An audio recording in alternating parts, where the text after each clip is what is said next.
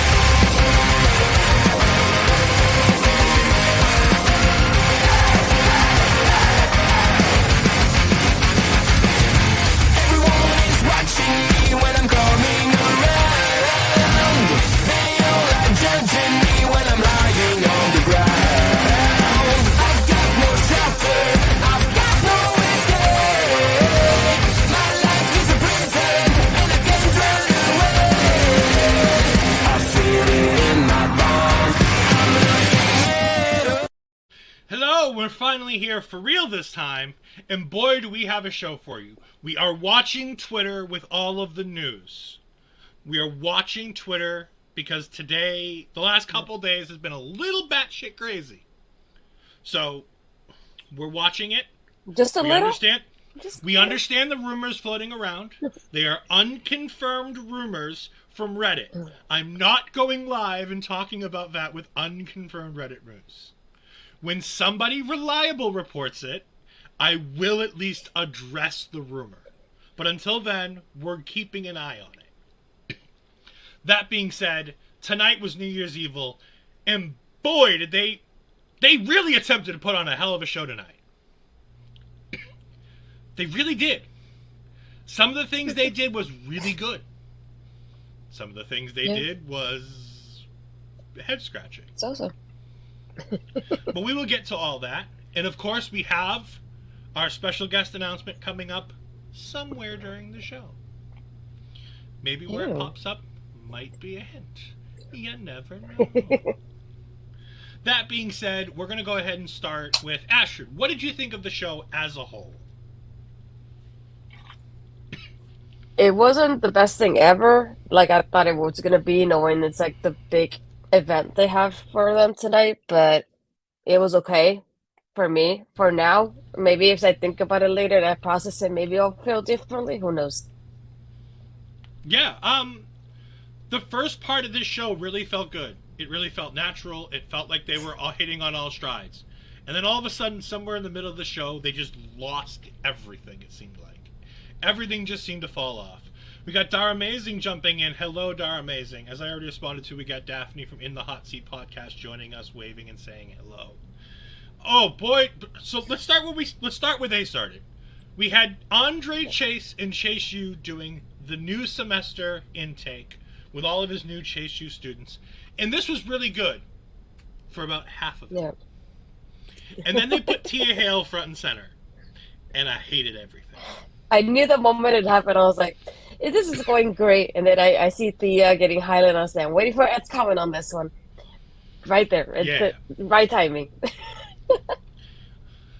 I mean it was. I thought everything in this was really cool. Andre Chase begging up the matches. That guy saying that he was interested in this match, and Andre Chase shooting him down. It was a fun way, and I like how NXT tends to do these. I remember the Toxic Attraction one, where they heard the Yeah. girls texting at the pool, talking about all the different matches. I thought that one was really cool. They've done a bunch Hmm. of these, and they really do a good job of highlighting a video package to promote the show that doesn't feel like the standard video package to promote the show. Sorry, I have a new setup, everybody. The microphone, the headphones cord is not good, so next week it'll be better. I promise. It won't be in my mouth the whole show. That being said, we start with Tony D'Angelo versus Dijak. I love this. Start to finish, I absolutely loved everything they did here. In the beginning of the match, at one point, Tony D's on the outside with Dijak. Dijak goes to throw Tony D into the barricade. Stax goes ahead and sacrifices himself and dives in front of it. And Tony D bounces off of him like a pinball and hits this really good spear on Dijak, too. Really like that. I like the creativity. Yeah. Something we don't see every day. It's not the first time I've ever seen it, but it was creative and different, and I like that. The rest of this match, again, goes with creativity. They go to a picture-in-picture ad break where nothing ever happens. Nothing ever happens in the ad break. But I was watching because I was into the match, and I thought that they had some good chemistry.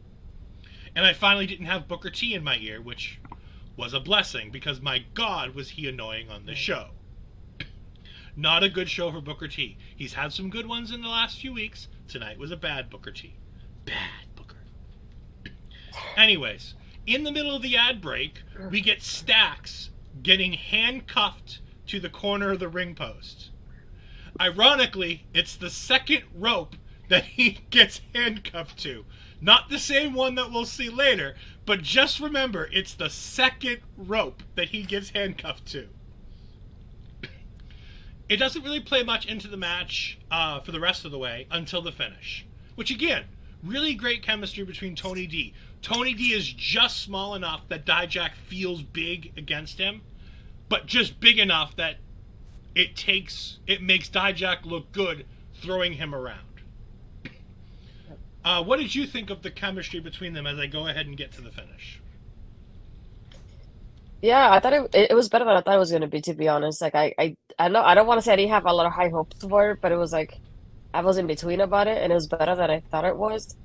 And I really enjoyed that part of like the way they added stacks to this match, because it wasn't like a usual type of like the way Trick goes in and helps Carmelo. It was different this time around, and I like that it was different, but it also adds to the story between all three of them right now, which is another part that I liked about it too. So this one didn't bother me like it usually bothers me when somebody comes in and interrupts the match.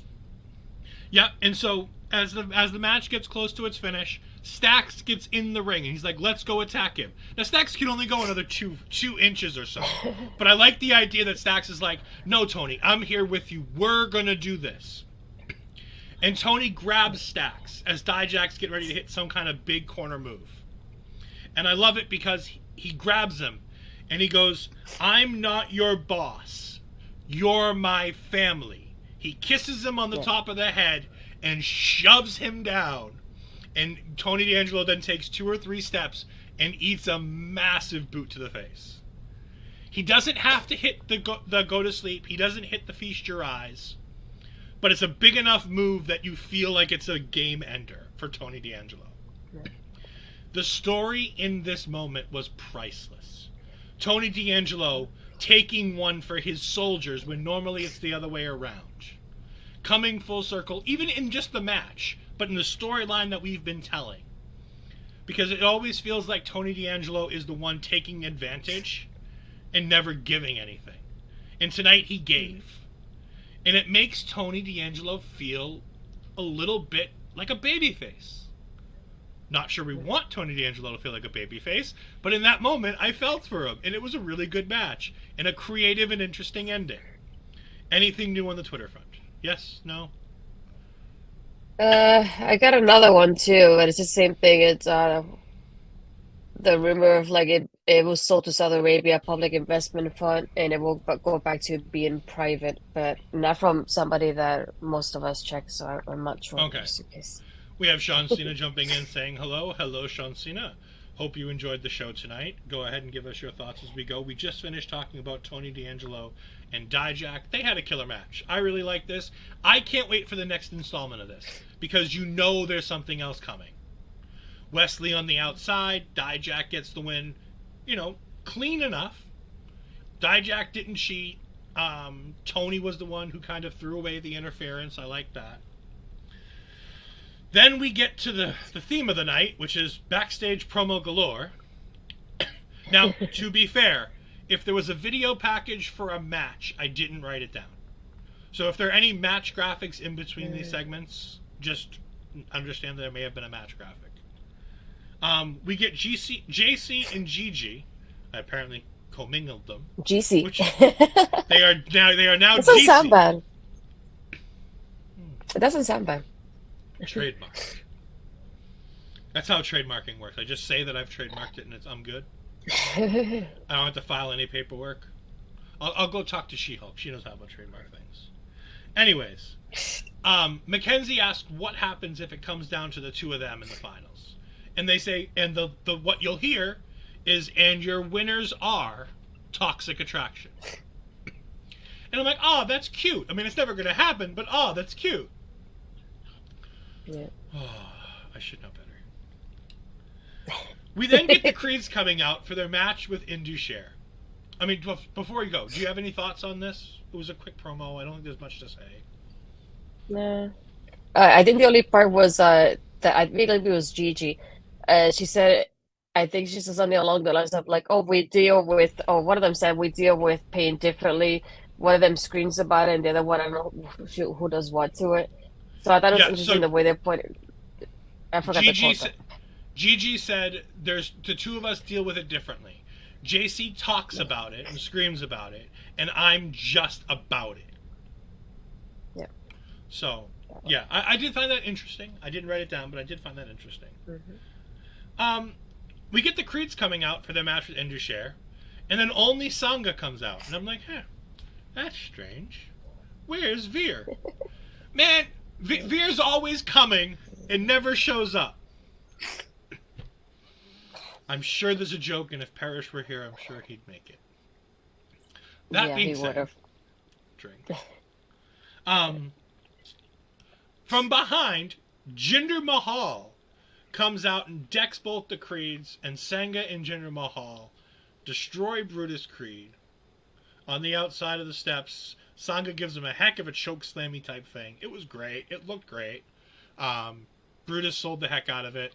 And I like this. I would have rather the match where they just squash them and we get the same kind of thing.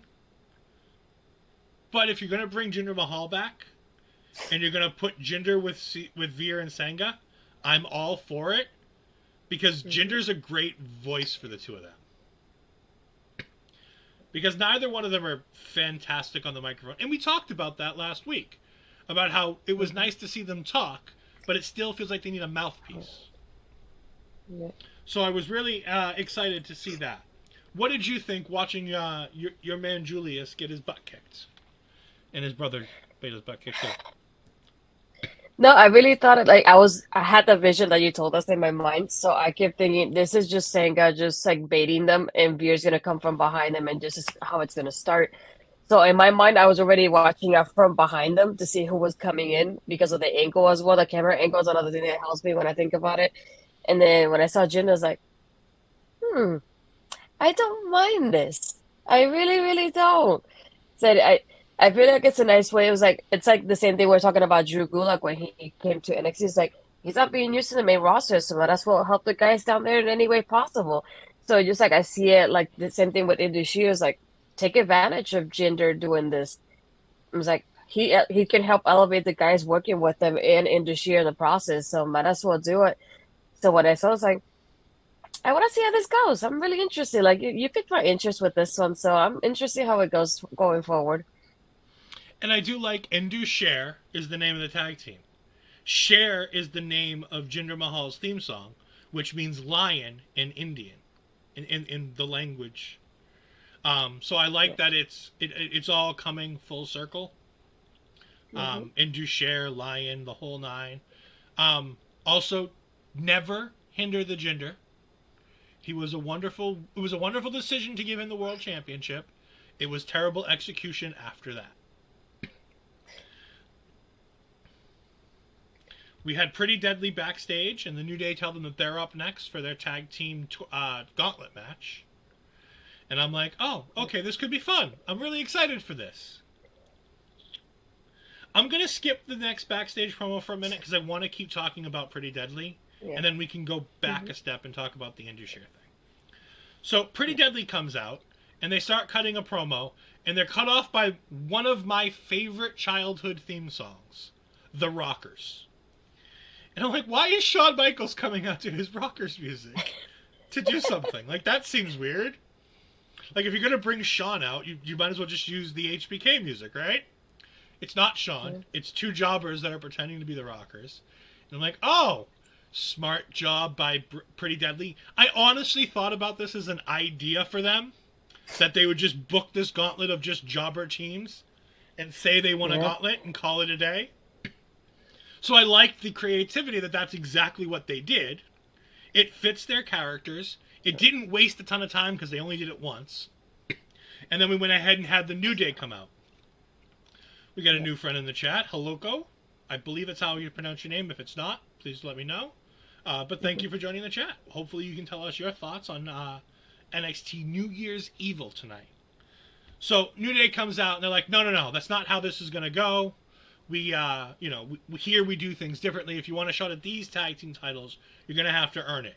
And Team 1 is Enofe and Blade. And I'm like, all right. And it was a pretty decent match. I mean, Enofe and Blade are not the most entertaining duo in the world. Let's be honest. Let's just be honest. They're not the most entertaining tag team in the world. They're good. I expect great things from them. But when you have Pretty Deadly in the ring, you really have to kind of do something special to go ahead and make it worthwhile. Sean Cena is congratulating Ricochet and Samantha Irvin. I don't know why. I'm either assuming they've either gotten engaged. Okay. Yeah. He put a ring on it. He's a smart man. Yeah. Is a step up from his last WWE girlfriend. I'll just say that. We'll see her later on in the show. Oh, Ed. But this match was pretty good. I liked the finish. Like there's two spots in this that I really liked. I'm going to let Astrid talk about it in a minute. Because I feel like I've done a lot of talking. But Astrid's watching Twitter tonight because I can't watch Twitter and do the show stuff. So that's why Astrid's watching I have Twitter. two different reasons. I have an announcement that I'm waiting for when it comes up so I can tweet it. But I'm also watching out for the news at the same time. So I got two. I agree. I just want to make it clear why I'm doing a little bit of the talking tonight. Yeah. But yeah, so we go ahead and we have a blind tag from Malik Blade to Idris Enofe in the corner. And then he sneaks up to the other corner, and then there's a suplex from the second rope by Pretty Deadly. I believe that's Kit Wilson that was in the ring, right? Or is it the other one? Was it Yeah, it was blonde or Wilson. brunette? It was the blonde. Yeah, Kit Wilson. I keep getting them confused. I really need to figure them out. Anyways, I still can keep track of them. he goes ahead and hits the superplex and lays perfectly in position for a massive splash. Way better than Lyra Valkyrie's splash, by the way, from Blade. Such a great splash from Blade. Good job, Blade. That's what you do when you do a splash. You don't just kind of fall off the top rope. You give it a little bit of effort. Good for you. I'm sorry. Her splash is awful. You even said it. Yeah. But I they know. go ahead. That was a really great spot, and he gets a 2.5 count. That was fun. And then the finish of the match is they go ahead and get a roll up. Blade and Inoue are going to win this one, and Elton Prince just kind of sneaks in and just pushes the pile just a little bit from the outside. And Kit Wilson gets on top. 1, 2, 3. Pretty Deadly wins. And the New Day are like, yeah, great, good job, you did good. All right, we got a second team for you. They're a little rough, they're a little tough, and I'm like, oh, okay, it's JBBJ. And they cut, they play their music, they do the whole thing, they cut backstage, they've been attacked, they're laid out. And I'm like, huh. And I should have seen it coming, but I didn't. And I'm like, Same. So if Pretty Deadly's been in the ring, and they didn't know this was going to happen, how did they attack JBBJ beforehand? That seems...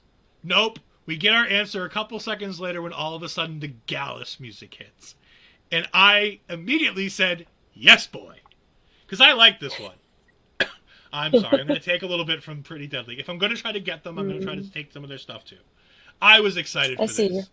We got a little glimpse. I want more of that. But I especially want more of the match that we're going to get coming out of this. Because Pretty Deadly falls to Gallus. They don't get the win. Gallus hits their kind of crap finisher.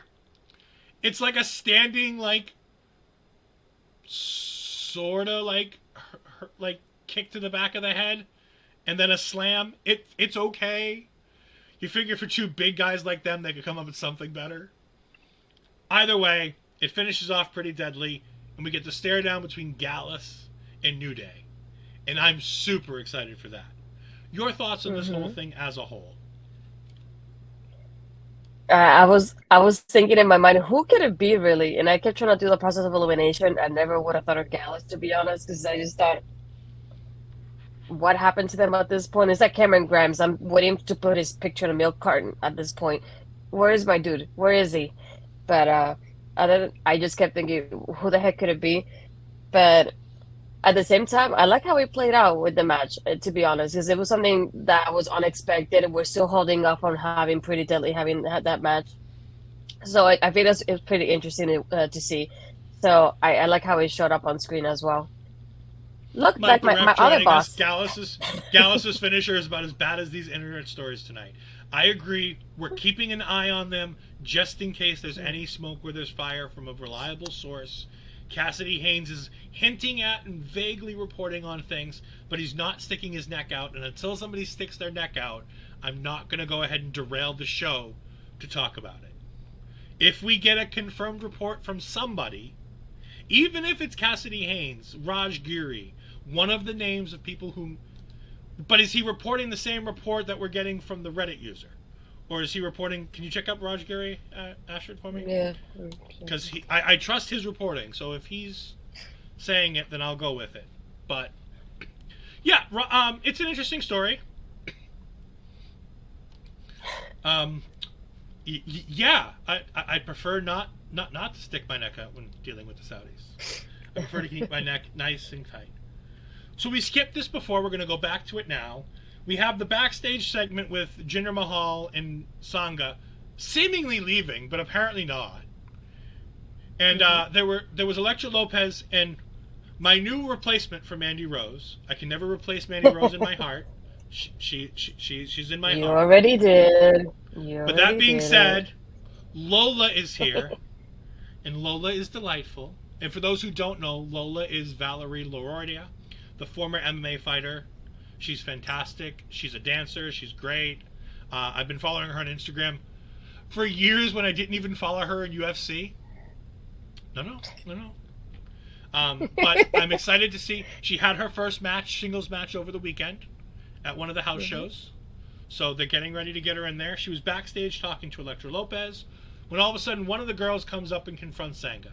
I say one of the girls because I honestly don't know who she is.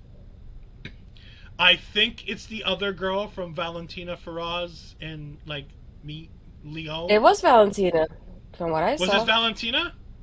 Valentina Yeah, Feroz? Yeah, you told me that, but I didn't. You said, but I didn't know if we had figured out it was definitely her or not. I still had some girl. I know it is her. Okay. That being said, if I'm guessing it, so is this the one that's been out injured for like 3 weeks, like 3 months, or is this the one who's supposed to be in the Battle Royal? Yeah, she's the one that's been with him, like, oh, can you go out into the ring with me, kind of story with him lately, and then he started going out with her, and then he didn't. I thought that was Leon. Honestly. No, Leon has been out. Okay, that explains my confusion. But you know what will help your confusion? If you go ahead and go to rogueenergy.com and use promo code OLEPods. Yeah, it seemed like a good spot to do it. Go to rogueenergy.com and use the promo code OLEPods to get 10% off your order. It'll give you the energy to not be as distracted as I was during this show and to go ahead and know that Valentina Feroz is the girl who was talking to Sanga. So she goes ahead and she tells him, what are you doing? This isn't like you. And he says, yes, this is exactly like me, and walks away. And then Elektra Lopez comes up and says, Sanga's just looking out for himself like he should, like you should. Like you should tonight in the Battle Royal. And I'm like, all right, they're giving us a nice little tidbit for the Battle Royal. I mean, it's two people who aren't winning the Battle Royal, but it's nice that we've got some storylines going.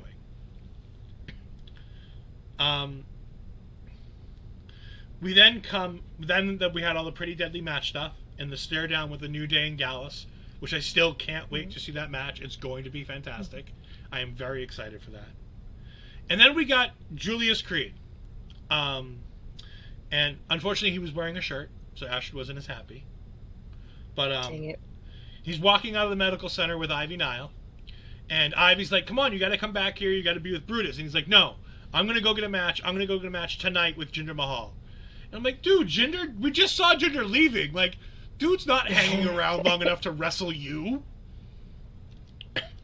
Hello, Barry. Welcome. Hopefully you are going to enjoy this episode of NXT. We've talked about most of the good stuff. The show's a bit downhill from here, but we're going to go ahead and keep talking about it anyways. So, Julius is full of piss and vinegar and wants a match with Jinder. And Ivy says, fine, you go deal with that, and I'm going to go ahead and watch over Brutus. I'm like, all right. The Julius singles career could be fun. I don't mind it. Honestly, Julius is the winner out of the two of them. I could care less about Brutus. He reminds me of Otis. I could honestly care less about Otis. I like Tucker. I thought Tucker was the star in that team. I know everybody fawned over Otis and everything Otis did. And as a big guy, I love Otis. But we now get to a really fun part in the show. We get to the diner, the Sunrise Diner. And I'm like, oh, cool, we're going to get an Apollo Crews thing. I'm like, it'll be nice. We're going to get Apollo Crews and Axiom's going to come in. And all of a sudden I start listening to the voice. I'm like, that's not Apollo. I know that voice. That's the voice of... And it cuts inside the diner, and it's Carmelo Hayes pulling an Apollo Crews and writing in a notebook. And I loved everything about this. I thought this was fantastic. Barry says, I saw half of NXT was distracted by the next doors having a fight. I didn't have a glass against the wall list, to be honest. I mean, you do what you can for entertainment. You know, I watch NXT for my entertainment. You really enjoy Impact for your entertainment. And Impact is a wonderful show, and I can't wait to see what happens this Friday on Hard to Kill when Astrid, my co-host over there, is going to be hosting the post-show with Cody on Friday after Hard to Kill. It's going to be a long show for them. Make sure you stay tuned. But Melo's here talking, and he's going ahead and he's doing his thing. Then all of a sudden, Trick starts talking. And this confuses even Melo, because Melo's internal monologue is confused by Trick. And Trick's internal monologue is really, really weird. It's going all over the place. And then Melo's like, Trick, stop! And we see Trick, and he's got this really crap wrestling mask on. And I'm like, what the... And Melo's thinking the same thing. He's like, what the hell is going on? And you take that crap off. And he takes it off. He's like, I don't know how Axiom sees out of this. And I'm like, dude, one, that's nothing nearly like Axiom's mask. Two, he has the screen that helps him see because it's particular for that. Those dark screens are made to be able to see better in a mask. But they go ahead and they do a little thing, and he's like, you don't need to write that stuff down. We say it, and we manifest it into reality. I'm like, that's great. I love that. And right now, we're going to go ahead and drop some news. So we're going to go ahead and we're going to announce our special guest. So coming up on the February 4th Vengeance Day post-show, we are lucky enough. I talked to Ash about it, and we were actually able to speak it into existence. We are having a singer. We are having a teacher, an educator, and the founder of the wrestling club, Victor Taylor Perry, is going to be joining us for our Vengeance Day post-show. Carmelo Hayes was the spot I figured to drop this because Wallflower Perry is a very big Carmelo Hayes fan, and I'm an amazing fan of all the wonderful work that Victor does with the wrestling club. The wrestling club is one of... Oh, hold on. Everything's gone wrong. That's the wrong show. That's still the wrong show. Backgrounds. I changed the overlay. There you go, that's everything went wrong. We're not on busting out. We are not on busting. Mel saying just in time. In the hot seat saying, sweet guest, that's dope. The wrestling club is one of the greatest things. It makes me remember why I love being a wrestling fan and why I want to do stuff like this. The work he does with those kids, inspiring people to enjoy wrestling, inspiring these kids to see that there's something that they can do. No matter who they are or what they are, there's something that they can do, and giving them something to believe in, people to believe in, is so valuable in this day and age. So to have him agree to be a guest on our show is incredibly honoring, and I cannot wait to have him here with Astrid and I on the Vengeance Day post show. Hopefully Carmelo Hayes is on that show becoming the #1 contender. Yeah. Because we found out the world title match on that show, which I was hoping was going to be Carmelo Hayes, but it's not. Same. So we're going to go ahead. Melba Pollen saying, Wally, way to go, so exciting. Like I said, it's really exciting. I'm really happy for it. We got Barry saying, Carmelo and Trick need a Trick name. They already have one. It's Trick Mello. They have the can't change it. Name. We can't change Trick Mello. Trick Mello is fantastic. So Trick Mello is cutting their promo, and they say they're going to speak it into existence. They're talking a little bit about the match with Apollo Crews and Axiom, but I think moreover than not, they're talking about the year that they're going to have and Mello being a star this year. And I think that star starts at WrestleMania, when I think that's when Carmelo Hayes is crowned as the new NXT champion. What do you think of this Carmelo Hayes stuff? I loved it though, because it just gives you that, like, even though they're going with the Apollo vibe, it gives you that comedy to it as well, and it just adds up to like another point to everything with Axiom and Apollo. So for me, it was fun to watch it. So it made me excited more for the announcement later on. Speaking of announcements, we got Mercedes Moné apparently in our Twitch chat. Fantastic, love it. That she is the mystery partner tomorrow night at AEW.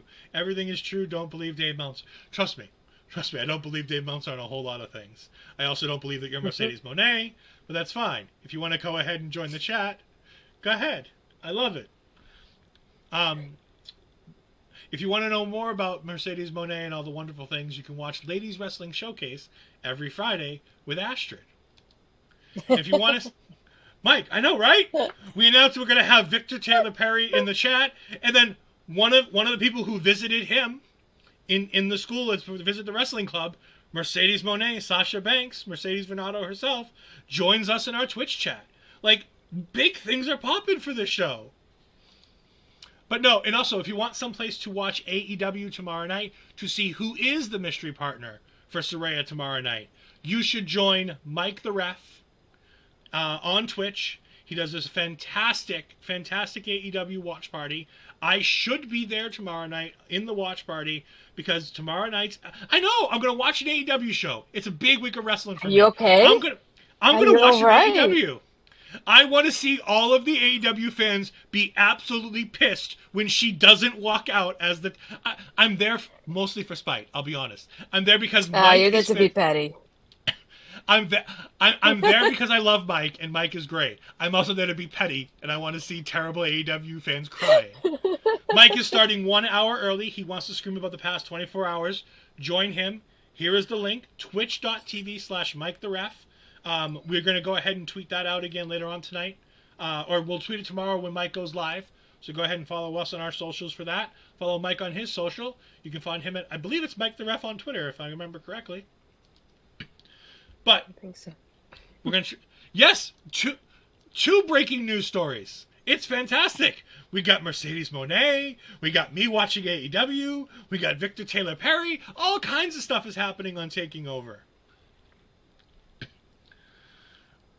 We then get the New Year's countdown ending, and Tiffany Stratton comes out. And she is over her recovery, shall we say. Her recovery time is over. By the way, she looks fantastic. She looks like $1 million. It's money well spent.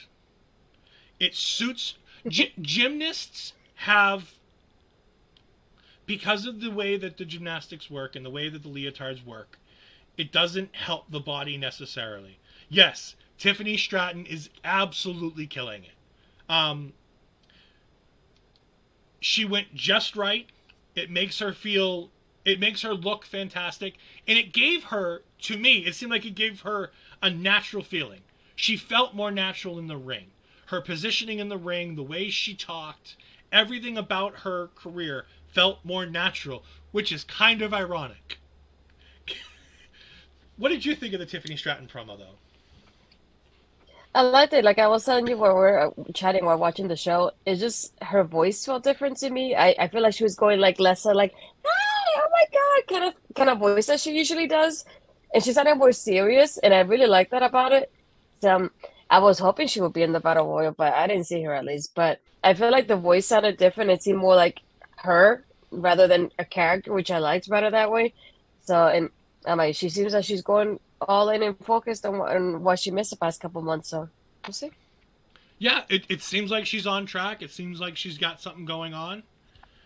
I don't know so much of it as an accent, just as it's her voice. She's got a very nasally voice. She's always had it. With the broken nose, it didn't get any better.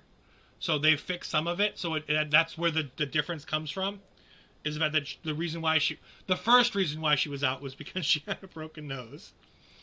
Then there were 2 other reasons why she was out. All right, no more veiled threats. I promise. I promised to be good, and I didn't. I'm sorry. We then have Casey squared out in the locker room, out in the parking lot, the most dangerous They place. survived the parking lot. And of course, they didn't get attacked. The one team I wanted to see get attacked in the parking lot, and nothing happened to them. I was so upset. So upset.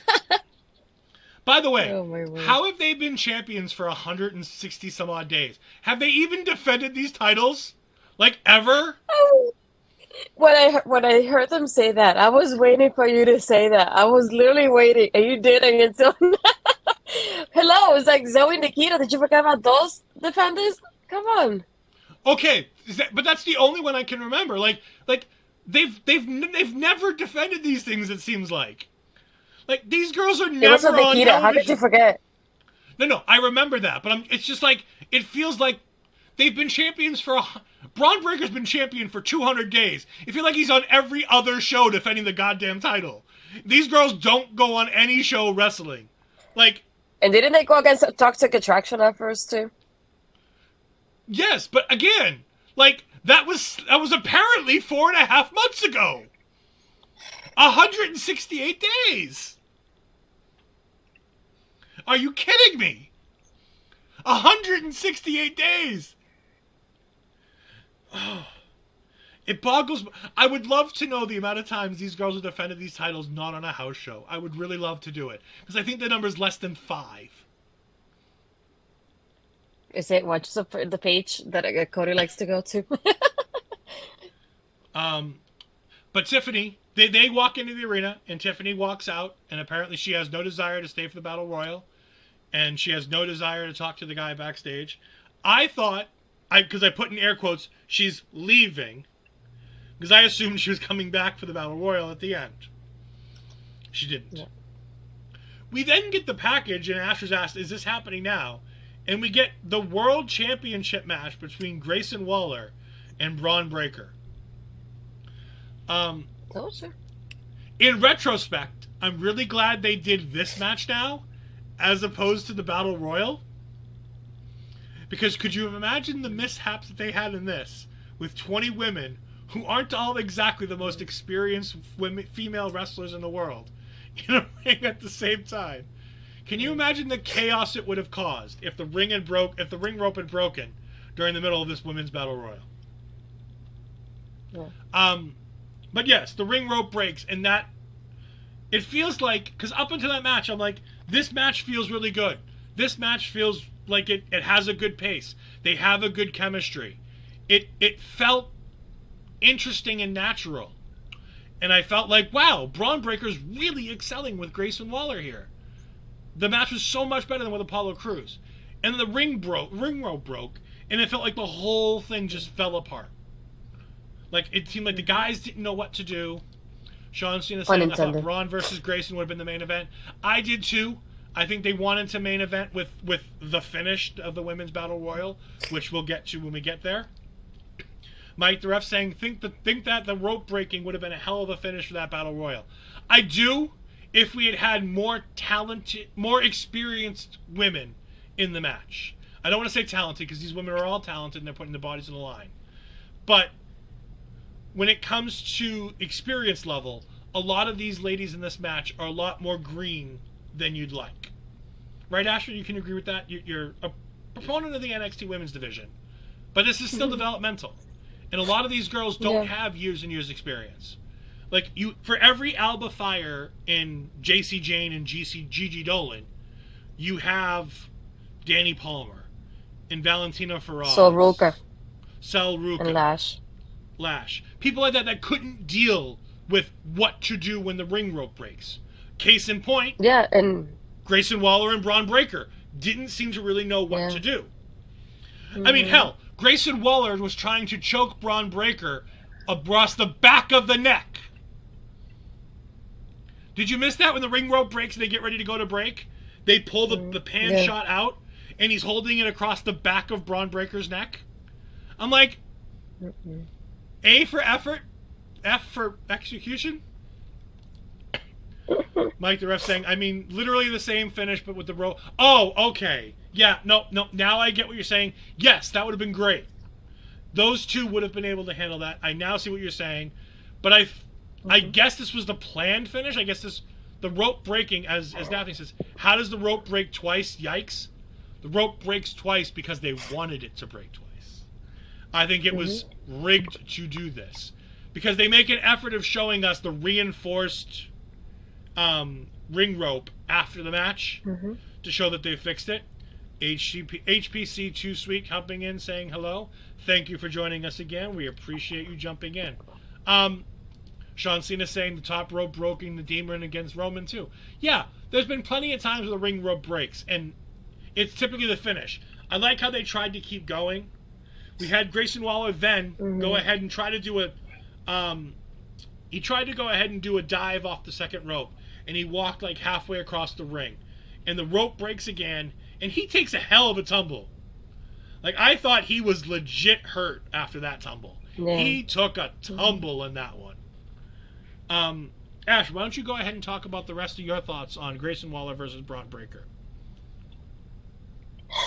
I feel like I'm glad it was with them. Like you said, it wasn't like the girls match that it happened with, because I feel like it reminded me a lot of what happened last week with Alba and Isla Dawn on the table not breaking. It just, like, you can tell they have a good experience enough that they can just keep going and not try to do the spot again. And it's like those little things that you know that people that have been veterans know how to do and recover from it and, you know, be safe from that. Versus somebody that's more green probably wouldn't have like the same game plan. So it was like, I saw that, I was like, the only thing for me is like it looked awkward on screen the way it was happening at first. It just like, the way that we had the officials kind of fixing it as the match was happening, just like I feel like it broke the concentration from the match and the pacing of it. So that's the part that like the little details like that I didn't like as it was portrayed on screen, to be honest. Yeah, and HBC saying with that finish, I'm lucky. I'm not mad they didn't go on. I agree. That would have been a hell of a finish, and it makes sense that that's the finish they went with. Why the match goes on early, so they can close the show with a little backstage segment setting up the main event for Vengeance Day, which is going to be the steel cage match between Braun Breaker and Grayson Waller, which is going to be a fire main event. And the fact that we have Grayson Waller in the main event for the championship, and we have the founder of the wrestling club on our show, could be very, very good content. Just saying. We have Barry jumping in. When Breaker was first thrown in the rope, he looked at it confused. Luckily, Waller took control and threw him into the middle rope, began to break it. Yeah, very good point by Barry here. Very, very smart analysis on that moment. Breaker was expecting the rope to break. It didn't. Grayson Waller took advantage and made sure to get the spot the way they needed to. We then had Roxanne backstage talking about the girls who may or may not win the match. It was an okay promo. There wasn't a whole lot this promo was ever going to do. I feel bad for Roxanne. The first month of her entire reign has been derailed by the fact that they didn't know what to do. And we found out today, we had it confirmed from Mandy Rose herself on the Tamara Hall show, that today was the day that she was expected and supposed to lose her NXT Women's Championship, which means I was correct in everything that I said at the end of the year, that it wouldn't be until January that she'd be the second longest reigning champion and that she'd lose it to Roxanne Perez. I want to take a minor victory lap on that one because I was correct. Plans were until all hell broke loose at Mandy Rose. That being said, drink. My water's way over there, and I don't want to get up because if I get up, I'm going to ruin my entire setup, and I can't do that. We had Axiom and Apollo backstage making plans for the tag team match against Trick and Mello. I don't know what to say.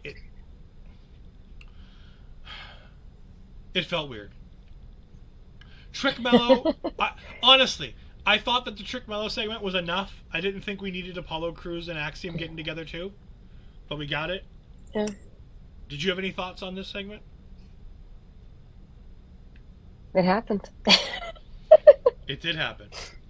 We then had Hank versus Dempsey. By the way, I'm gonna come out. I've been rough on Hank the last few weeks. Hank Walker did really good in this match. Dempsey made him look like $1 million. Hank Walker looked really good in this match. Working with Gulak, working with Dempsey has really improved Hank Walker. I finally feel like I'm understanding the character that they're trying to tell with him. I really liked it. It was fun. It was a nice match. It fit what needed to happen. What did you think of Charlie Dempsey versus Hank Walker? I like that having the story of having be cool like that person, like kind of little by little, kind of shows them the ropes literally as it's happening.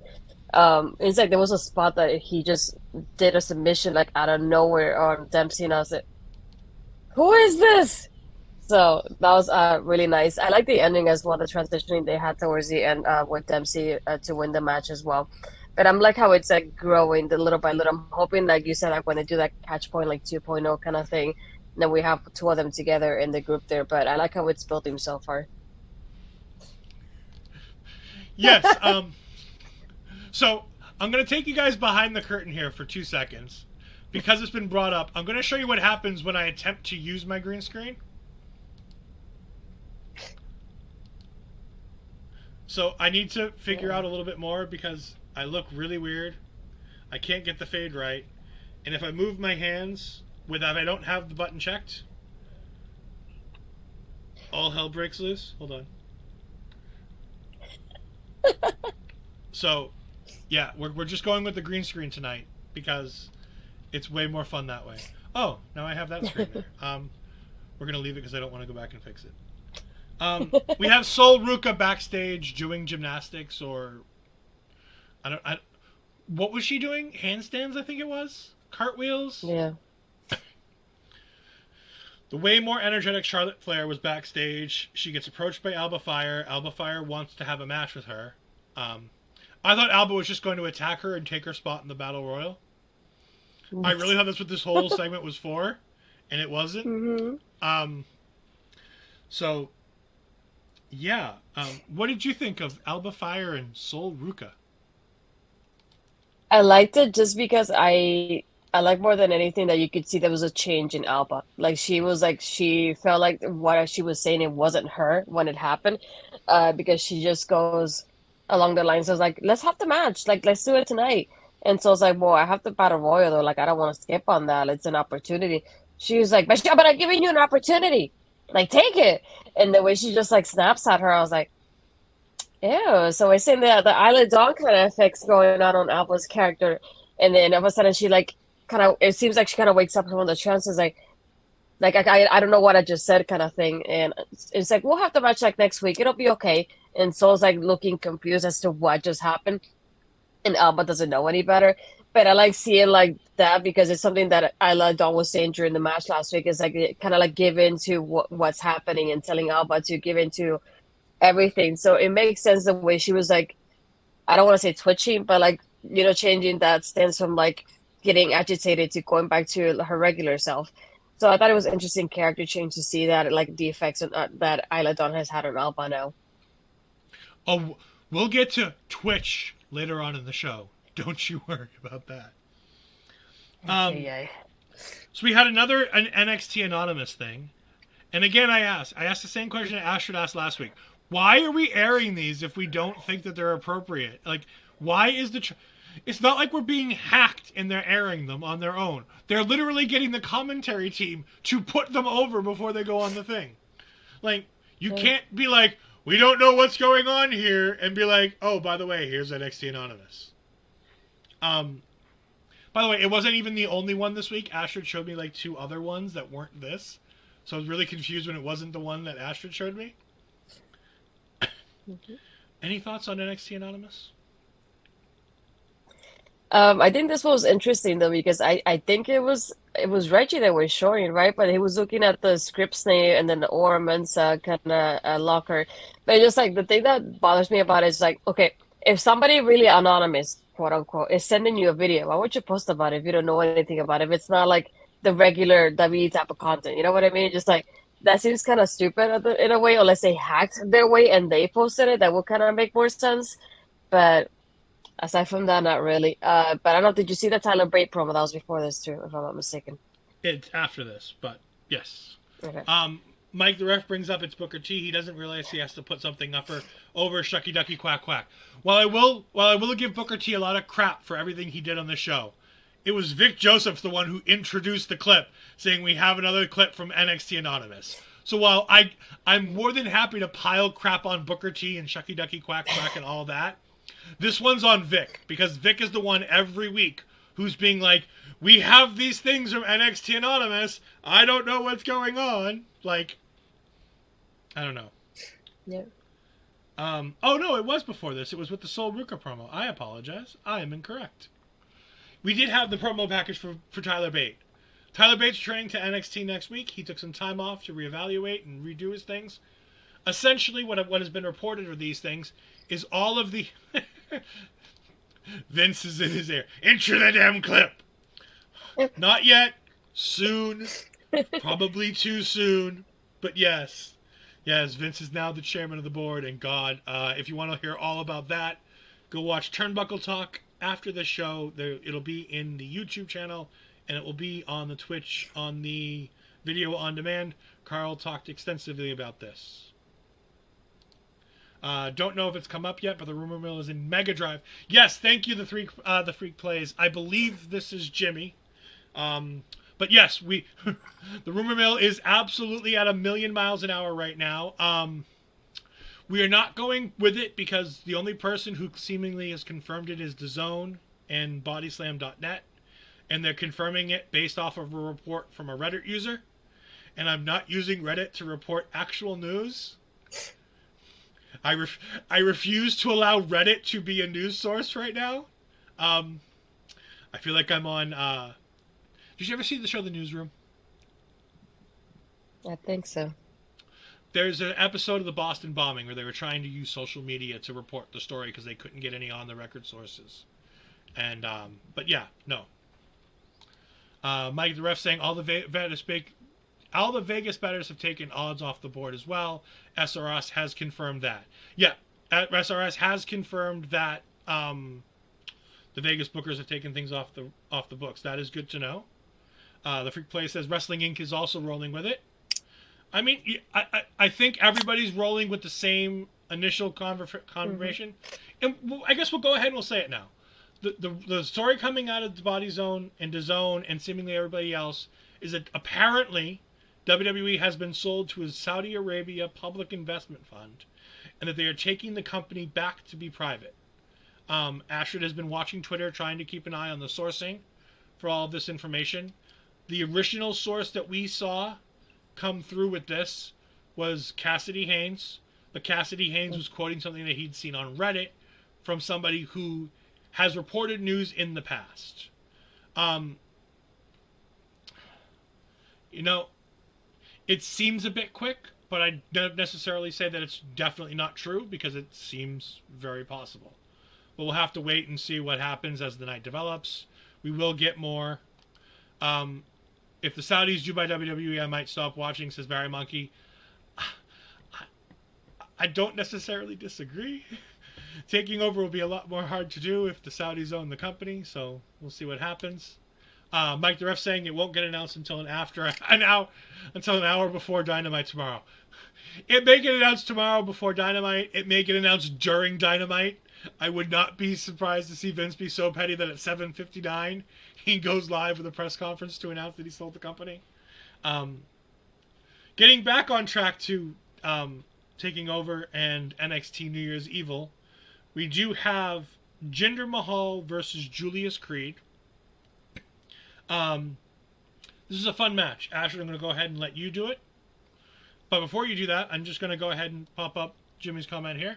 That's the position I'm in. I've boycotted every Saudi show after Khashoggi's murder. My channel may have become fully TNA going forward.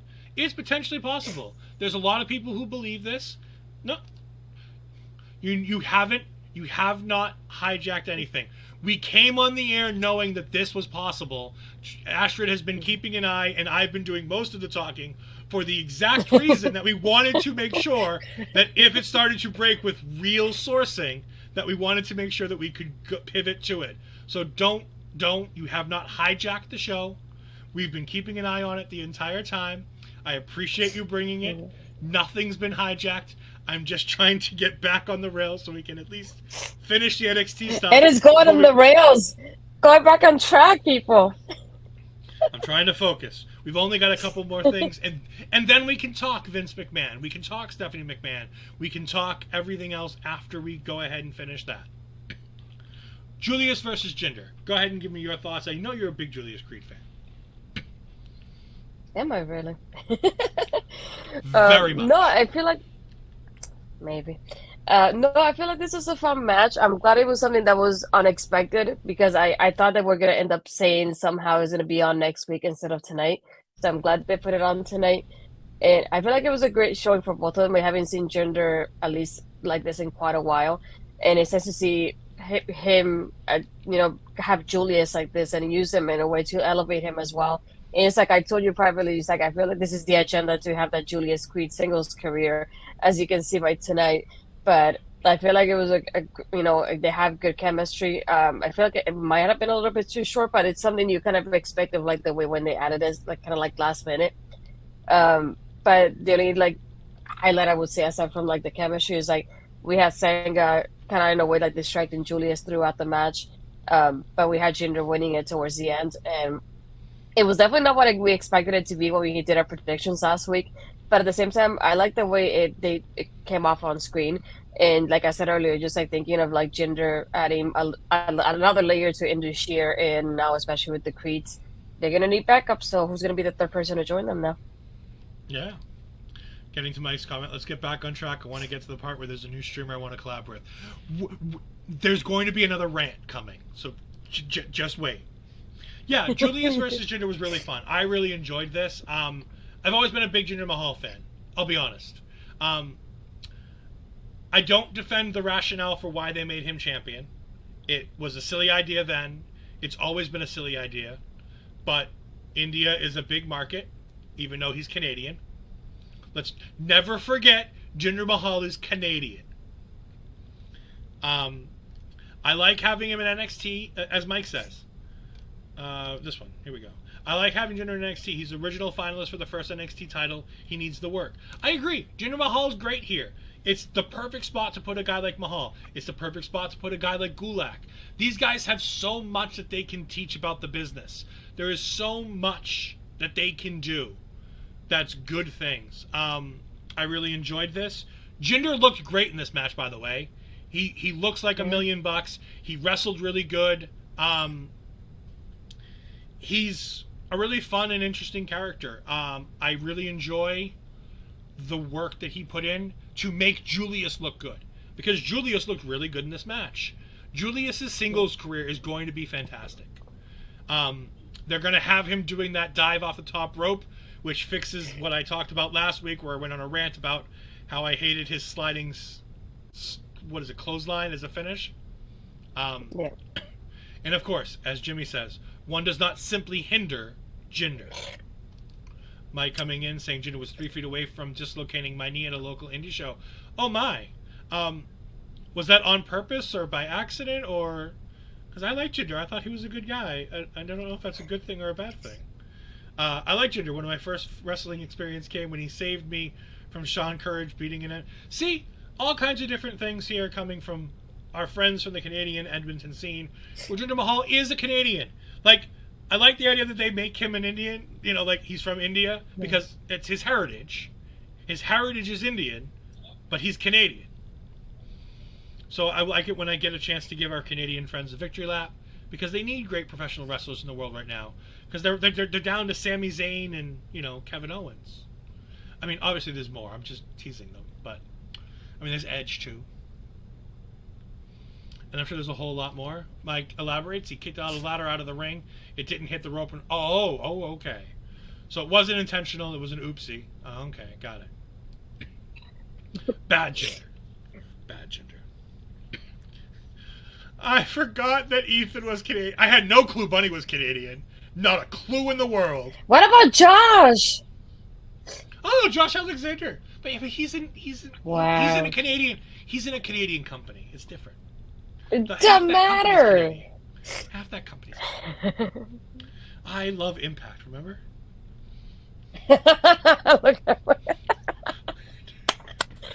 Thank you, Mike. I tried to do something nice for all my Canadian friends by telling them that Jinder Mahal is a great Canadian wrestler.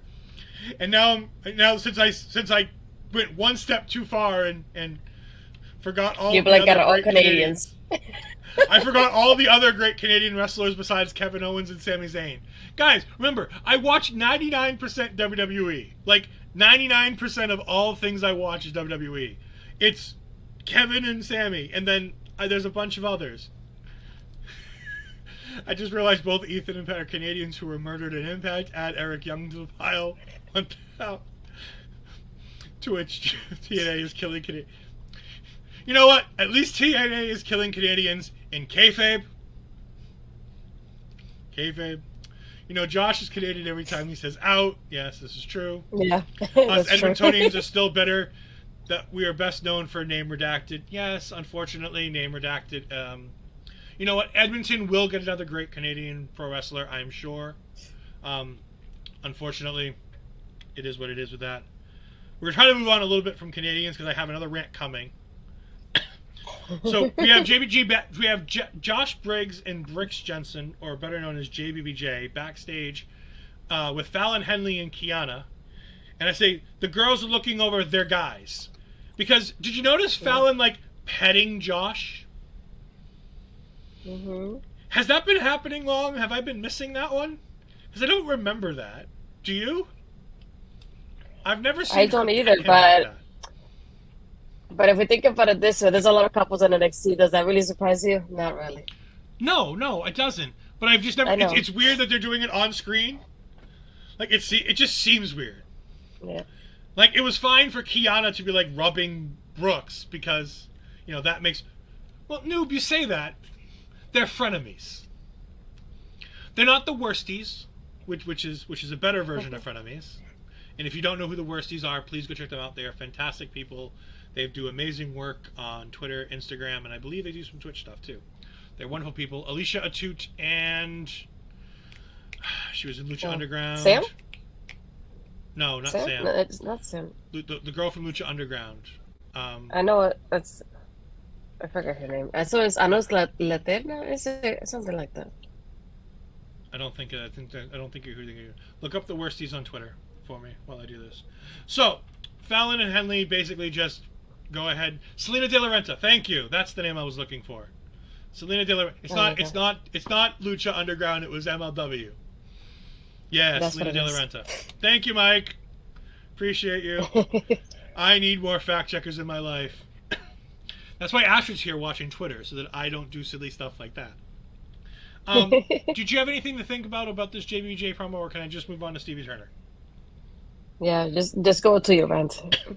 Okay, Stevie Turner. I think this is a fantastic gimmick.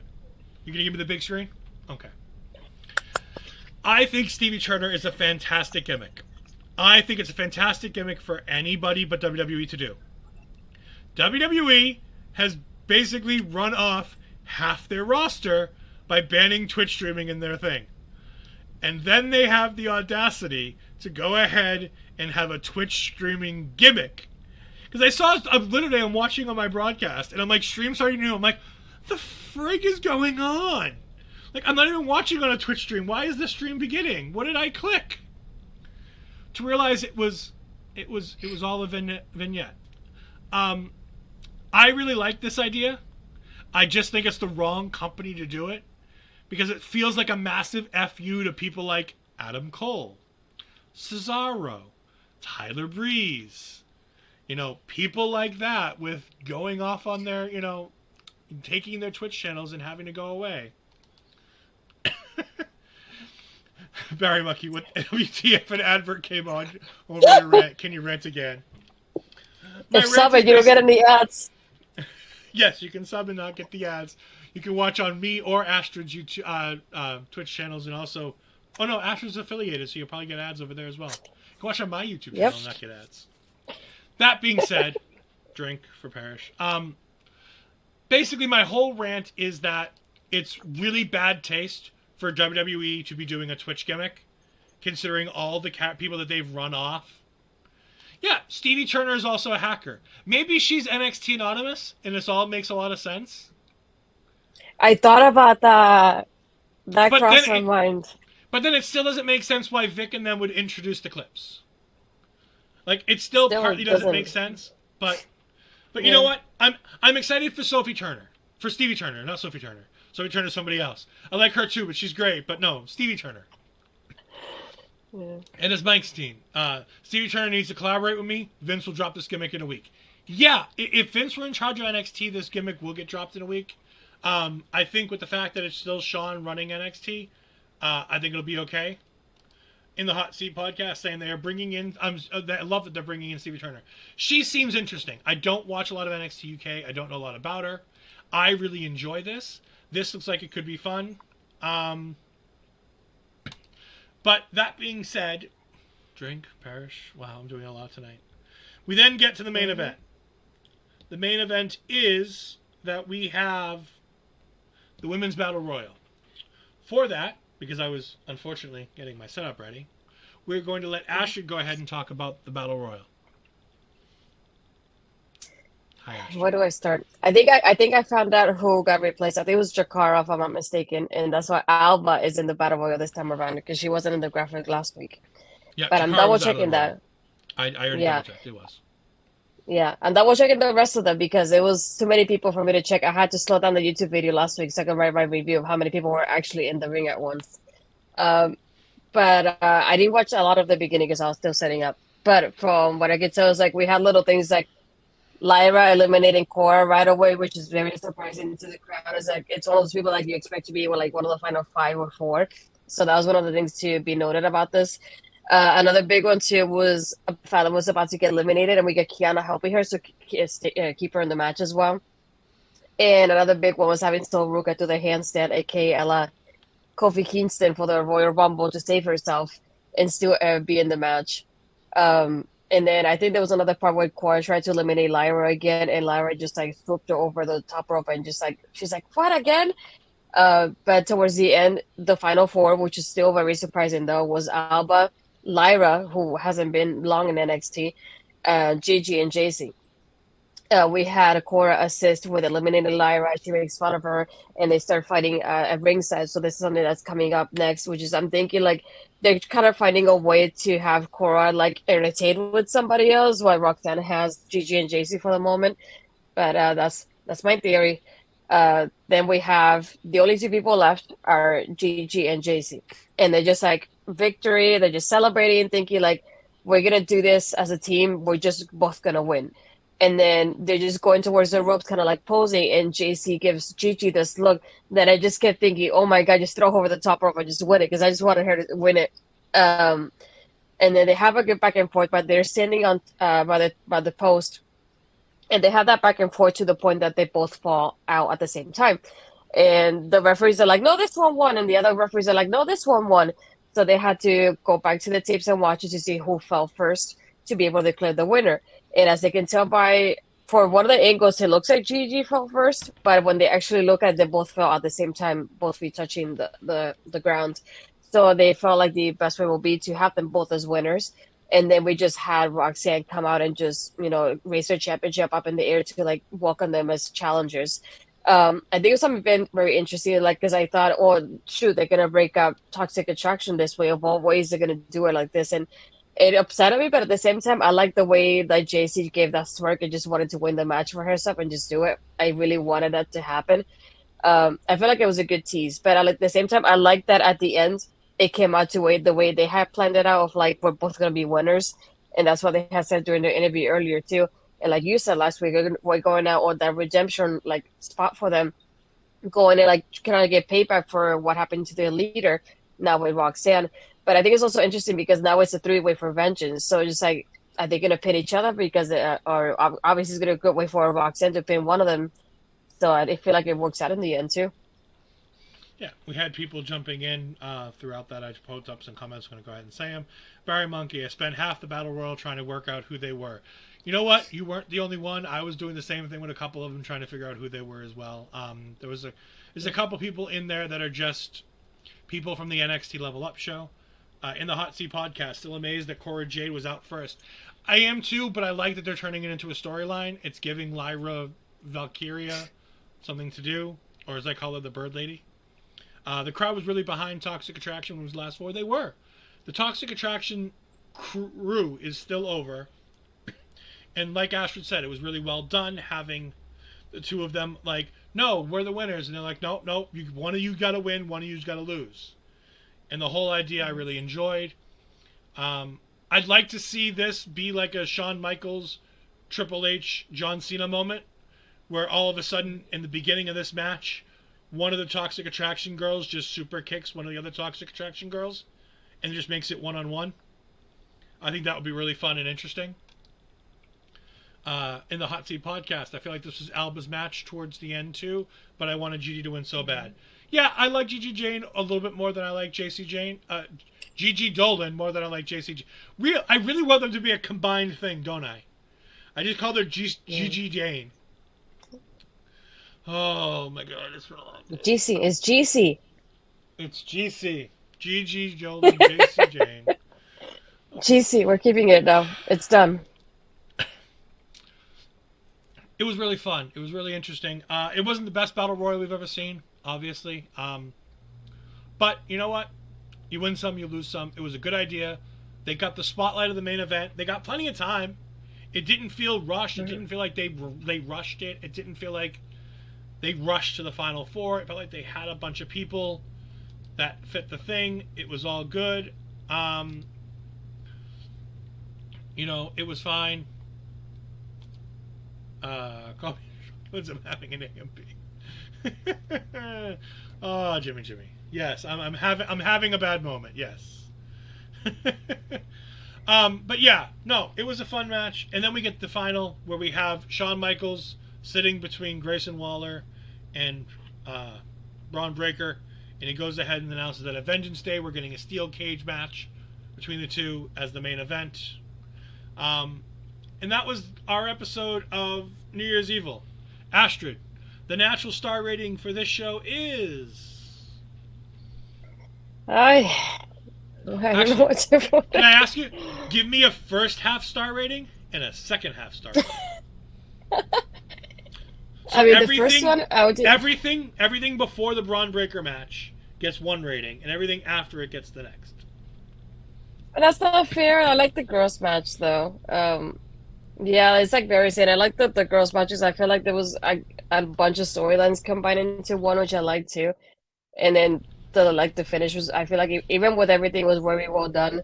So I can't fault them for like the battle royal. But I know you're not gonna agree with me, and that's fine. So I'm gonna give it like a 4.5. There you go. It wasn't that bad. I'm not going very far from you. I'm giving it a 3.5. The first half of the show was really good. I really enjoyed Dijak and Tony D. I really enjoyed the beginning of Grayson Waller and Braun Breaker. I still think, with the exception of the rope break and how all that plays out, I really think that match felt good. The two guys felt like they had something going on. And it shows, while yes, it may be old school to say you don't do a babyface versus a babyface, it shows us that having a true heel makes everything feel better. Having that true heel in Grayson Waller made this match feel so much better because it flowed so much easier.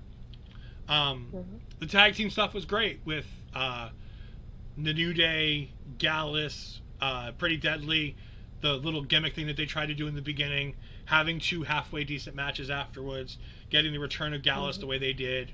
We're starting to see the NXT UK talent coming back. Reason for that is that they were given some time after closing NXT UK. They rushed a bunch of them over here to be able to get to Worlds Collide. They were giving them time to sort things out at home, get visas all in order, get all of their stuff ready to go so they can get places in Florida, things like that, to be ready to go because NXT goes on the road. NXT will be in Charlotte, North Carolina. Woo!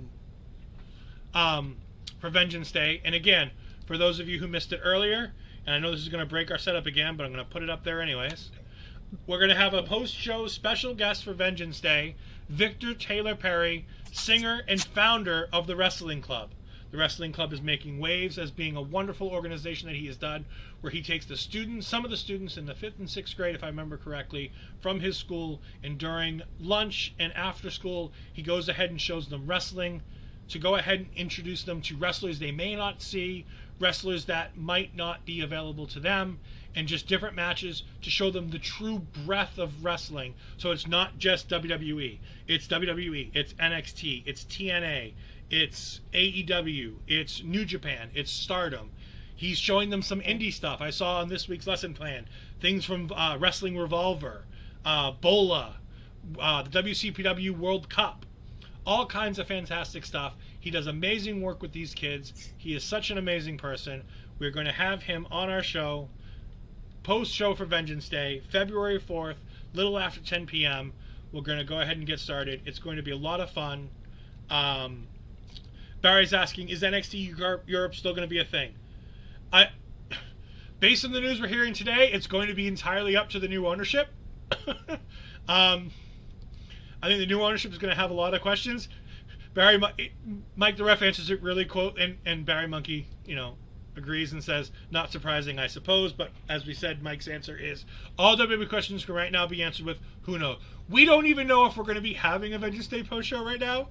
We had all this set up before everything broke loose. We don't know what's going to happen. That being said, we will announce any changes to the programming as things go. As of right now, taking over will be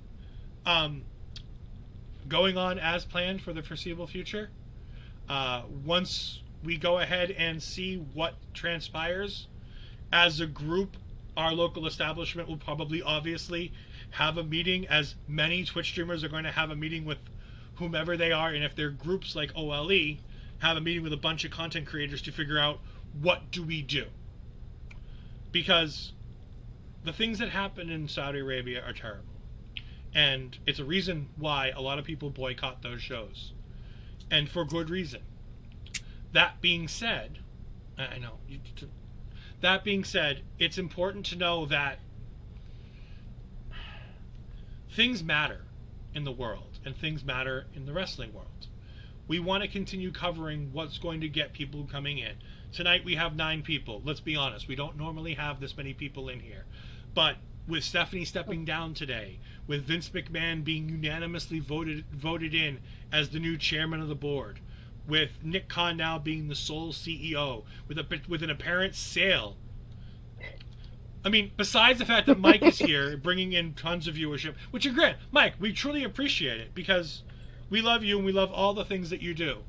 But with everything going on in the world of WWE right now, a lot of people are out there trying to find out what's going on. Remember to take your news sources carefully. Remember to see who's taking what sources and from what sources. If you see somebody random tweeting something, look into what their tweet is coming from. Is it coming from Zero News? Is it coming from Wrestling News UK? .co/UK? Is it coming from somebody like Cassidy Haynes, Sean Ross Sapp, Tom Collahue, Raj Giri, all these wonderful people that do good work? Make sure that you know where you're going and where you're getting your news from. What is going on is chaos, glorious, semi-glorious chaos. I agree. Noob & Co saying wrestling is pretty ruined by the dirt sheets.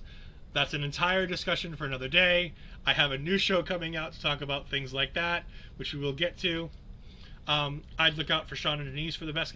I personally reach out to Tom Collahue for all of my news about this. I know Tom, right before NXT, was doing a live stream with about 100 or so people in there talking about Stephanie McMahon stepping down and answering questions about that. I am sure, should news continue about a pending sale, Tom will be live probably again tomorrow. Speaking of Tom will be live this Sunday on Busting Out with our friends Chris Parrish and Bobby Munson. He will be going ahead and joining them this Sunday, and I guarantee you they'll be talking about this, because Lord knows it's going to be it should be topic number 1. So I don't think there's going to be anything bigger in the world of pro wrestling. That being said, again, I want to go ahead and reach out to our friends who are in the channel who do amazing work. Mike the Ref is going to be doing an AEW watch party tomorrow, but he's going live an hour early, 7 p.m. Eastern Standard Time, I believe, Mike, if I'm correct. Correct me if I'm wrong. Mike the Ref on Twitter. Mike the Ref on Twitch. Go ahead and check him out tomorrow to find out who is going to be Soraya's mystery partner. Go ahead and check him out to see what's going on in AEW. He does lots of fun gaming streams. He does lots of fun other streams. But go ahead and watch him. He does a great AEW watch party. In the Hot Seat Podcast, we're going to be on your show talking about wrestling in the pandemic. In about a week and a half or so, we're going to be recording that. So go ahead. It's Tony Storm. Tony Khan said so. I missed this. I didn't know. I thought it was still a mystery. But you know, you say that, Mike. Do I still have the comment? I do still have the comment. Yeah. I mean, Mike, I've got news saying that Mercedes Moné herself is claiming that it's her tomorrow. I mean, she followed me on Twitch, so obviously it's got to be true. That being said, back to In the Hot Seat Podcast. Go ahead and check them out on Spotify. Check them out on Twitter at In the Hot Seat Podcast to find out all the other places that you can find them. They have a wonderful wrestling podcast, and they're going to be... We are lucky enough to be on their show coming up in the near future, so that's going to be a fun time. Also, while they're in the chat, we have our friend Melball Collins.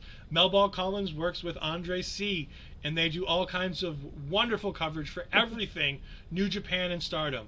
They have a watch-along for Wrestle Kingdom 17 up on our channel at OLE Podcasts, so go ahead and check that out.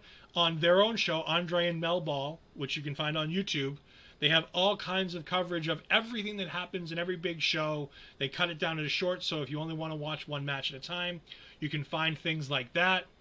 All kinds of fun things. Andre, her co-host, is also my co-host on Marvel Talk. We'll talk about more of that in a minute. Let me see if is there anybody else in here who's a streaming friend of ours. I don't believe so. I don't know if Jimmy streams, but Jimmy is a wonderful... Oh, Jimmy! Yes! I know. I did mention him, and I knew.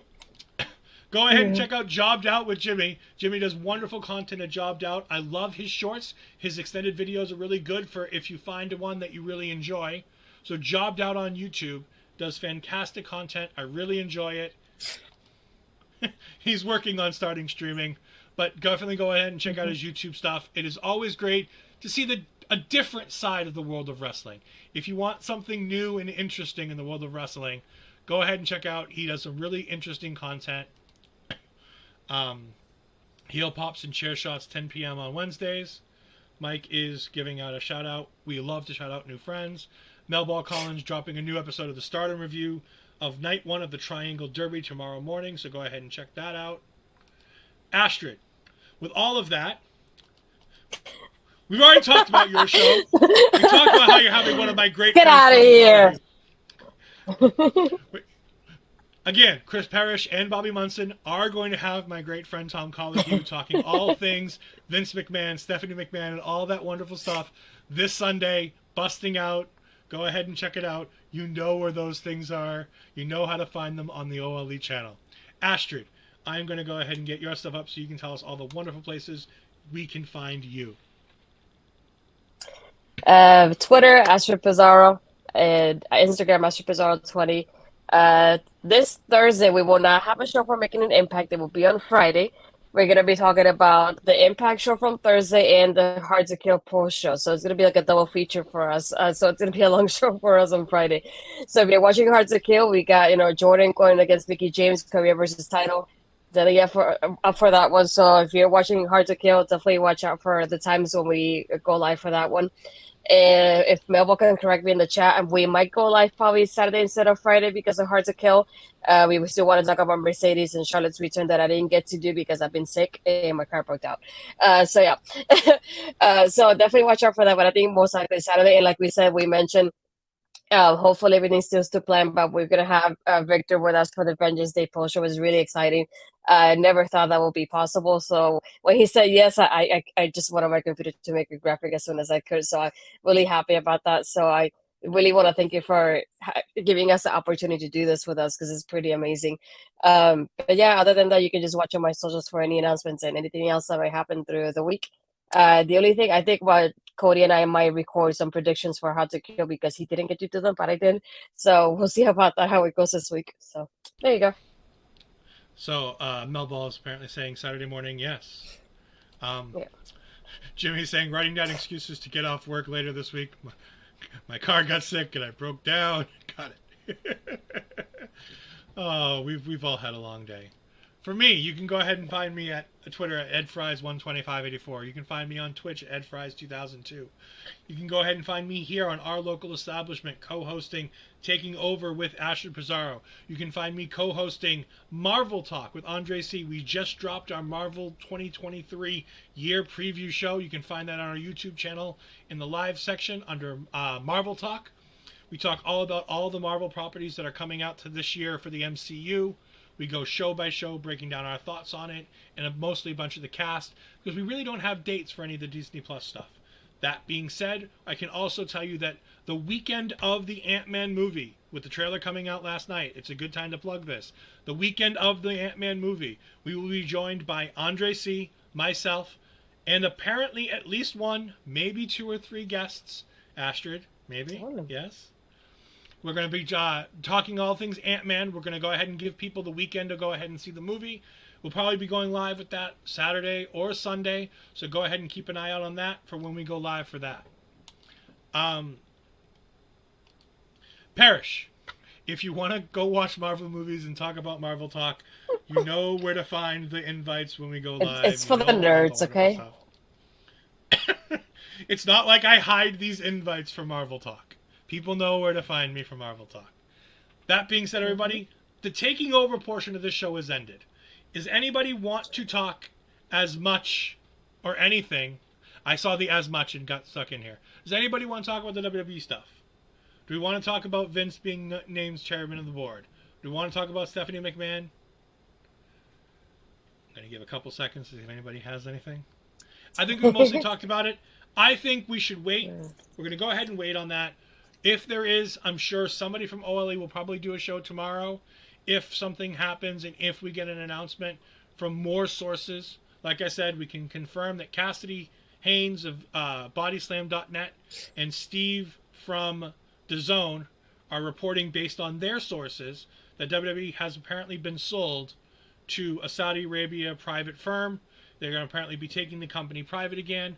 But again, we don't know anything until we know things. You know, it's almost as funny as when Tessa drama is the most sane thing to happen. Yeah, it really is. And that's another story for another day. I hope you have a video for that one, because that would be a fun video to make. Mike the Ref says he got words tomorrow. 3-syllable words. And you can find those thoughts 7 p.m. Mike the Ref. SRS has confirmed that he has had nothing confirmed on his end. Good to know. Like I said, it's a fluid situation. Check your sourcing. Whomever you're taking with this news, before you go ahead and continue reporting it, check who your sources are to make sure that you're taking it from somebody valid and viable. And news is important. Yes, we want to get news out there. We want to make sure that we're sourcing from the right people. Make sure that your sources are people who are using proper sources. Things like that. With that being said, I've been Ed Fries. This has been Astrid Pizarro. That's the word I'm looking for. This has been Taking Over. Goodbye! Everyone is watching me when I'm gone.